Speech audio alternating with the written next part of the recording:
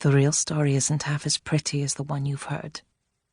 The real story is, the miller's daughter with her long golden hair wants to catch a lord, a prince, a rich man's son.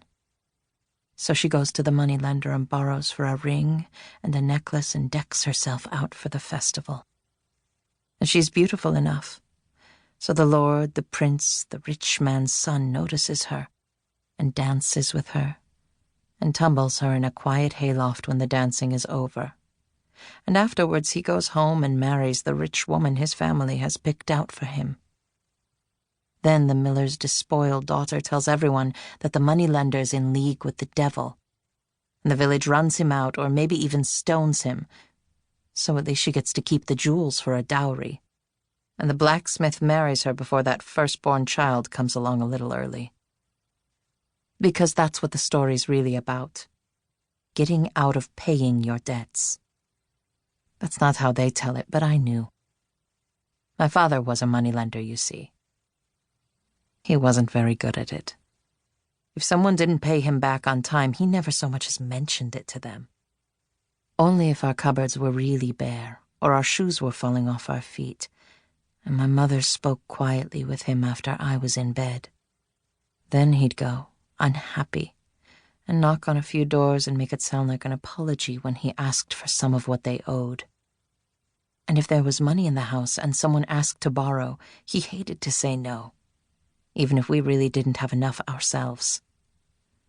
So all his money, most of which had been my mother's money, her dowry, stayed in other people's houses. And everyone else liked it that way, even though they knew they ought to be ashamed of themselves. So they told the story often, even or especially when I could hear it. My mother's father was a moneylender too, but he was a very good one. He lived in Viznia, 40 miles away by the pitted old trading road that dragged from village to village like a string full of small, dirty knots. Mama often took me on visits, when she could afford a few pennies to pay someone to let us ride along at the back of a peddler's cart or a sledge, 5 or 6 changes along the way. Sometimes we caught glimpses of the other road through the trees, the one that belonged to the Starik, gleaming like the top of the river in winter when the snow had blown clear. "Don't look, Miriam," my mother would tell me, but I always kept watching it out of the corner of my eye, hoping to keep it near, because it meant a quicker journey. Whoever was driving the cart would slap the horses and hurry them up until it vanished again. One time, we heard the hooves behind us as they came off their road, a sound like ice cracking, and the driver beat the horses quick to get the cart behind a tree, and we all huddled there in the well of the wagon among the sacks, my mother's arm wrapped around my head, holding it down so I couldn't be tempted to take a look. They rode past us and did not stop. It was a poor peddler's cart covered in dull tin pots, and Starak knights only ever came riding for gold. The hooves went jangling past, and a knife wind blew over us, so when I sat up the end of my thin braid was frosted white, and all of my mother's sleeve where it wrapped around me and our backs. But the frost faded, and as soon as it was gone the peddler said to my mother, "Well, that's enough of a rest, isn't it?" As if he didn't remember why we had stopped. "Yes," my mother said, nodding, as if she didn't remember either. And he got back up onto the driver's seat and clucked the horses and set us going again. I was young enough to remember it afterwards a little, and not old enough to care about the Starak as much as about the ordinary cold biting through my clothes and my pinched stomach. I didn't want to say anything that might make the cart stop again, impatient to get to the city and my grandfather's house.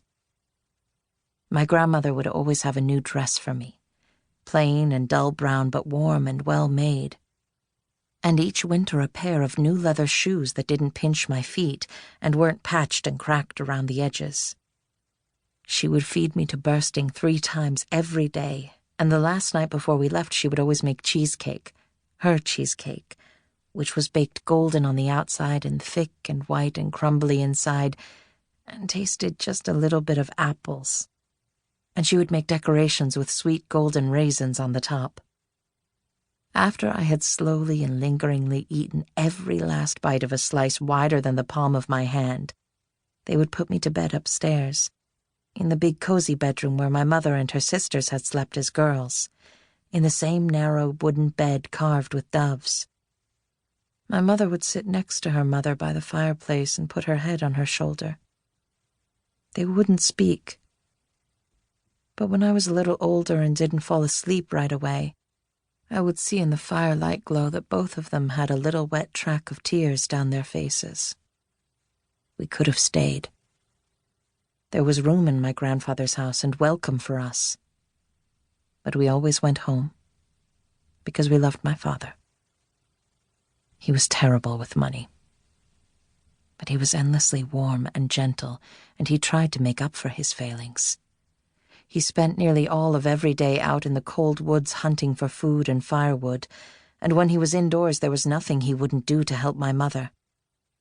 No talk of woman's work in my house. And when we did go hungry, he went hungriest, and snuck food from his plate to ours. When he sat by the fire in the evenings, his hands were always working, whittling some new little toy for me or something for my mother, a decoration on a chair or a wooden spoon.